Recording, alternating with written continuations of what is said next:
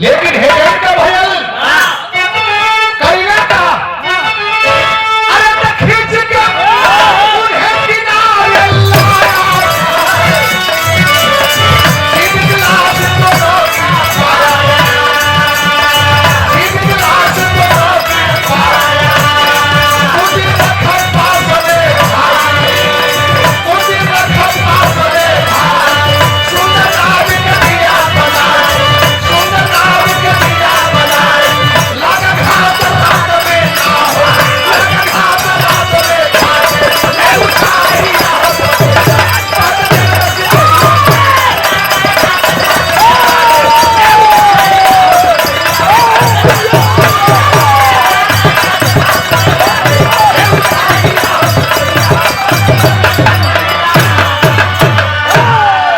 नौका दौड़ाया करीब में पहुंच करके पहले तो दोनों जवानों को अपने नैया पर लादा लाद करके बाहर लिया।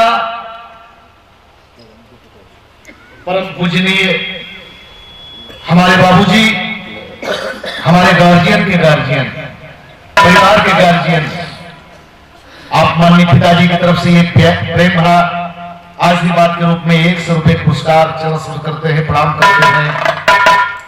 आपको मालिक हिम्मत हौसला दें, इस दुख से निपटने की क्षमता दें।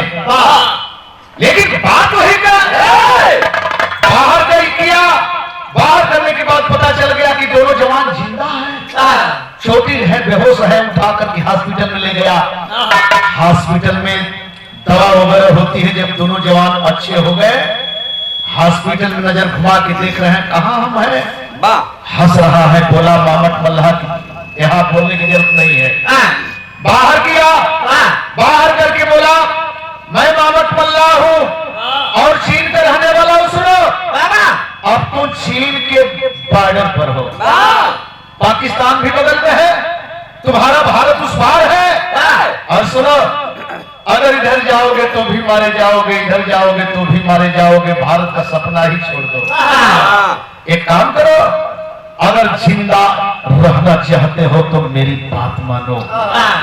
मैं मछुआरा हूं, बहुत बड़ी बिजनेस हमारी है, हमारे बिजनेस के साथ में जाओ। सुनो पैसा नहीं देंगे, तनख्वाह नहीं देंगे, केवल भोजन देंगे, कपड़ा देंगे।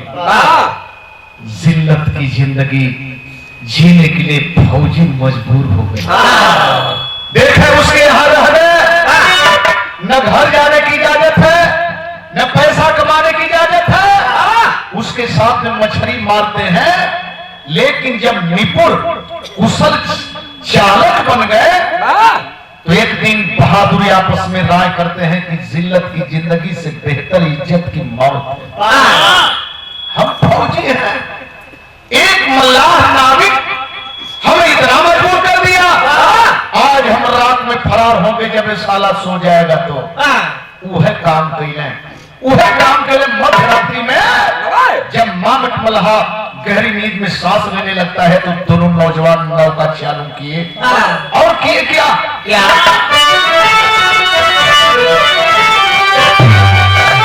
अरे सीमा रेखा पार किया, हम चोरी होली खोलो की सीमा रेखा पार किया, हम चोरी होली खोलो की चला दिया पर होली खोलो।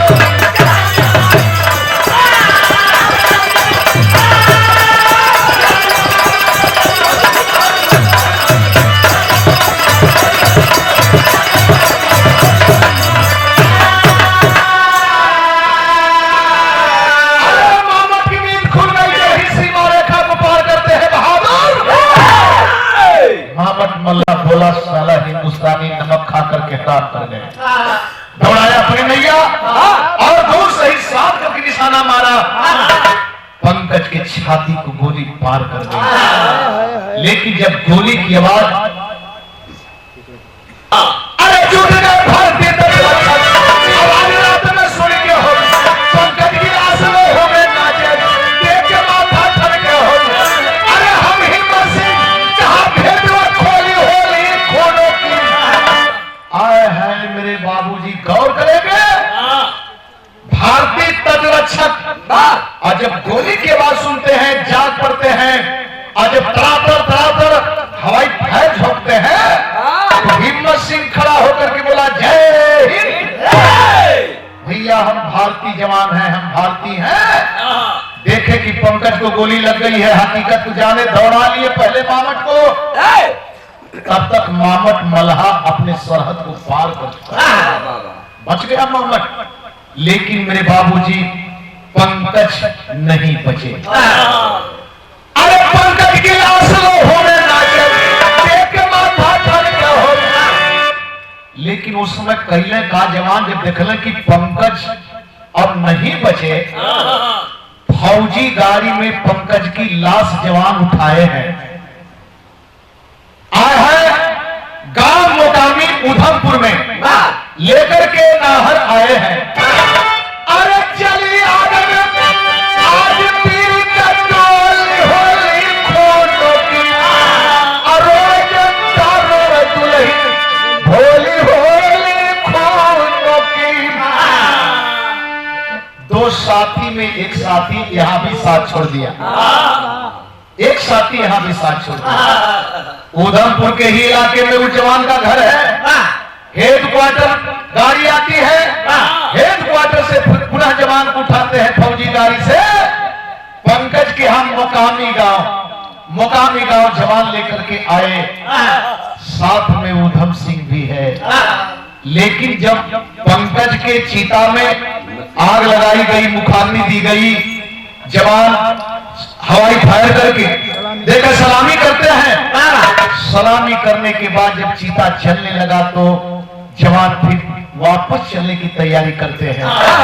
लेकिन हिम्मत सिंह जब उधमपुर स्टेशन के करीब में गाड़ी आती है तो हिम्मत सिंह जवानों से बोले भैया हमें यही छोड़ दिया जाए, कोई ट्रेन आएगी, हमारा घर कुछ ही दूर है, हम निकल जाएंगे। देखें यह गजब होकर जाता, कहां गजब होकर जाता।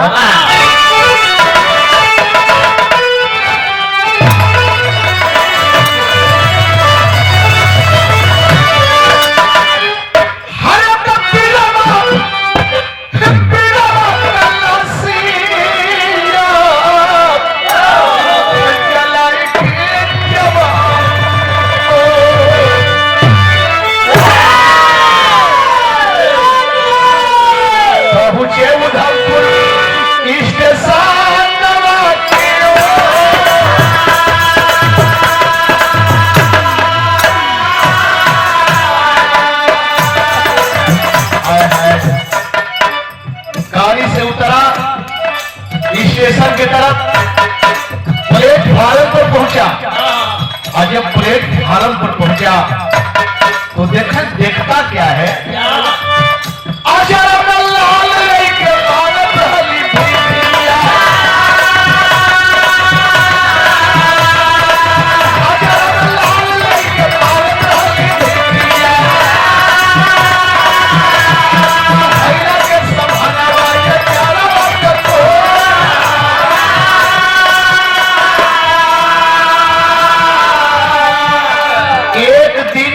सर्ग से दुल्हन फौजी की गर्भवती रह गई थी, नहीं जान पाए परिवार के। एक दिन के संसर्ग से और वो गर्भ बुढ़िया भिखारन के झोपड़ी पर बेटा बन करके पैदा हुआ। जब बेटा बन के पैदा हुआ तो बोली गौरी माँ अब तो मैं अकेली थी, एक रोटी आप खाती थी तो आधी हमको देती थी, आधी अपने खाती थी। माँ अब हम दो हो गए, आपको लेकर के तीन हो गए। ना माँ अब मैं अकेले आपको भीख मांगने नहीं दूंगी, मैं भी आपकी मदद करूंगी। वो है गौरी लड़का के लिए कि भीख मांगे। और जब देखा जवान एक औरत अपने बच्चे को दबाई है, लोगों के सामने आंचल फैला करके कुछ मांगती है, अभी देख ही रहा है। अब तब तक हुआ क्या, हर पहुंच गई हिम्मत के पास में पहुंच गया।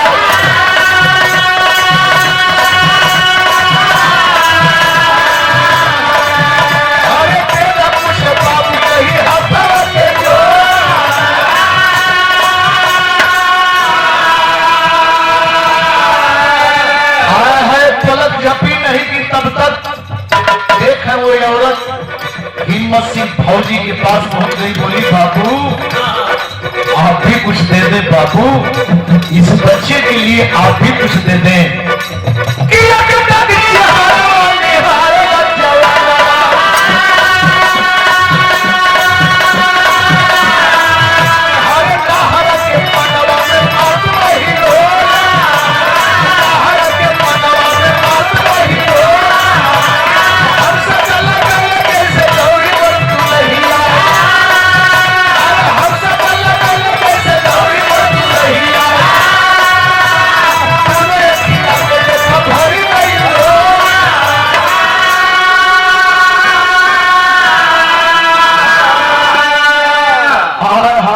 बाबू जब हिम्मत सिंह के पास पहुंच गई, यही कहती है कि आप भी कुछ दे दे साहेब, आप भी कुछ दे दे।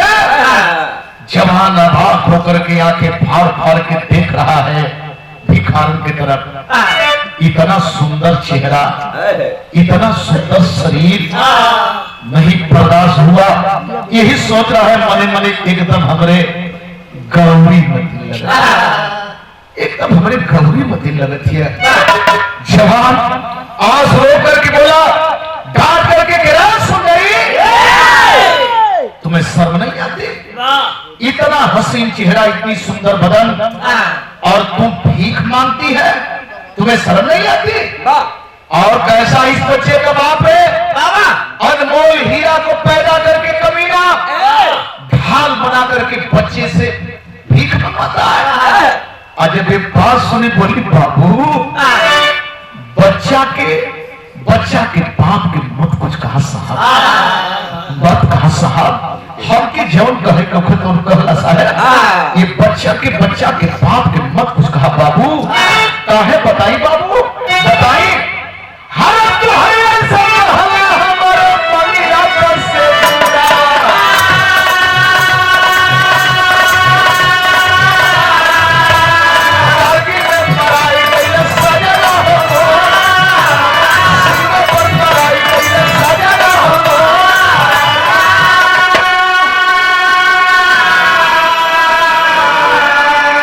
अरे हमके मर जाए के चाहत रहल साहब, लेकिन यह हमके मजबूर कर दिले। एक के रात हम अपने पति का चेहरा देख ली, पति हमारा चेहरा देख ले, गैया लड़ाई में शहीद हो गए बाबू, शहीद हो गए। हे साहब जब वर्दी पहले तो तुहर ही मती लगत रहला।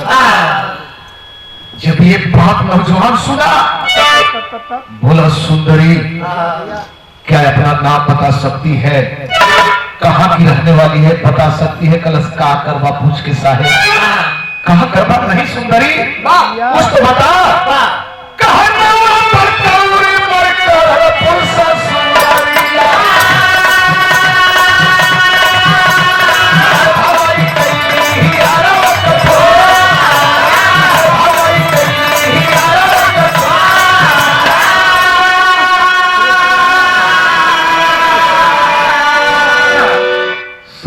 नमस्कार करती, प्रणाम करती, गाँव आखिरकार ये है दुल्हन बतौलस की, हे साहब हमार नाम गौरी हवा, हमारी मतिया भागम ये धरती पर कोनो वही न होखे।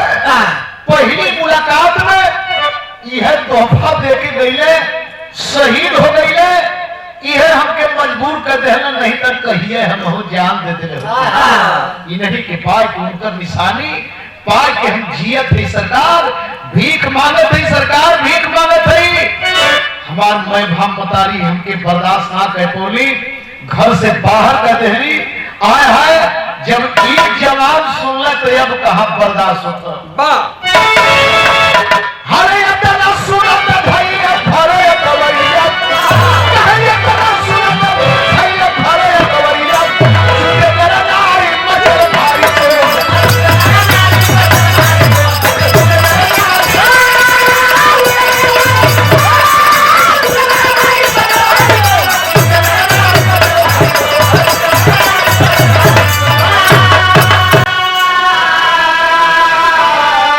जब ही अपना नाम करणपुर ससुराल हो साहब। आए है मेरे बाबूजी अखबार में दबाया, बोला गौरी अरे मैं मरा नहीं गौरी, मैं जिंदा हूँ गौरी, मैं जिंदा हूँ, हम हिम्मत सिंह हूँ।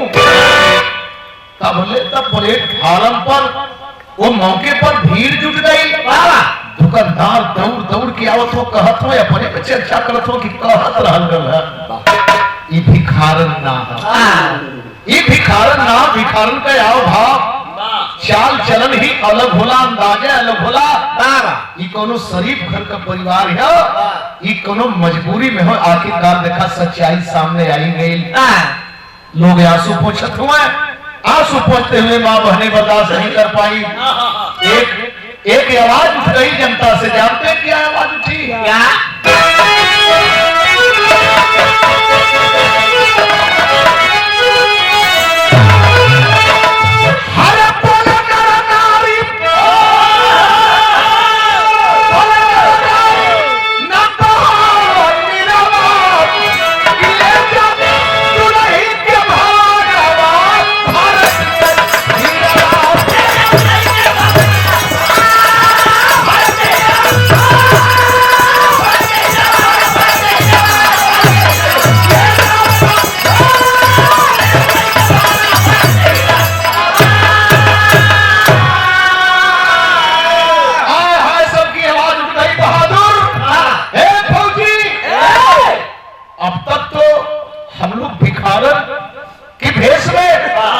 कुछ समझ जरूर रहे थे, लेकिन कौन किसका होता है कम से कम अब ही से बहुत जल्दी अब आप मत रोवावा, न दुल्ही की रोवावा, न बच्चा की रोवावा, न अपने रोवा, न समाज के रोवावा।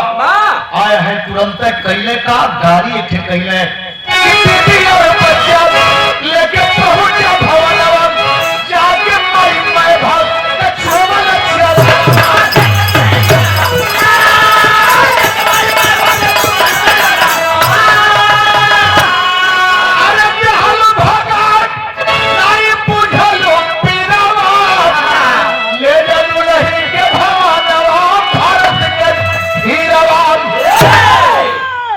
गाड़ी किया, बीबी को बच्चे को लेकर के अपने घर आया।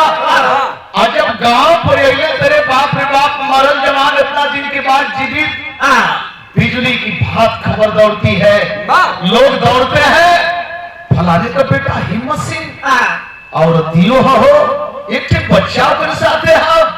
लेकिन माँ का पैर पकड़ा, बाप का पैर पकड़ा, माँ के सामने बोला माँ आखिरकार बाप की जगह पर आई तू माँ है ना, लेकिन तू नहीं समझ पाई कि बहू के पेट में तेरे औलाद का खून है, नहीं पहचान पाई माँ। तुमसे अच्छा तो भिखारन माँ है, पहचान भी की और सकुशल अपने पास रख करके आज तक सलामत रखी माँ। अगर कहीं वो भिखारन माँ नहीं होती तो शायद बीबी बच्चा नहीं मिल पाता। यही वजह ना कि घर द्वार संपत्ति के फौजी बेटा मालिक कोई माई ना, अरे हम देश रक्षक हई, हम तोहरो सम्मान करत हई, भारत माई का सम्मान करत हई, सरहद का सम्मान करत हई। जौने लालच में काम करूं एक काम करिहा कि लेके रहा माई अपन घर और द्वार, अब तुम्हारी ये सब मैं भा करना चाहिए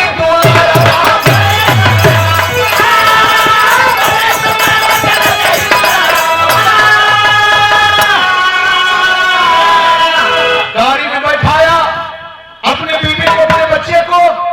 गांव के लोग, इलाके के लोग तमाशा देखते रह गए, किसी की हिम्मत नहीं करती है कि रोक दे फौजी को। और बुढ़िया के उधमपुर स्टेशन पर फिर बुढ़िया की झोपड़ी पर पहुंचा, बुढ़िया के पैर को पकड़ा, बोला माँ अब तुम आज के बाद भीख नहीं मांगेगी, आज के बाद भीख नहीं मांगेगी माँ। तेरे सामने तेरा बेटा फौजी बोल रहा है, धर्म का बेटा बोल रहा है, चल माँ छोड़ दे झोपड़ी को माँ, छोड़ दे इस झोपड़ी को। गाड़ी में बैठे भिखारन बुढ़िया के और धर्म का मतारी मान के कैले का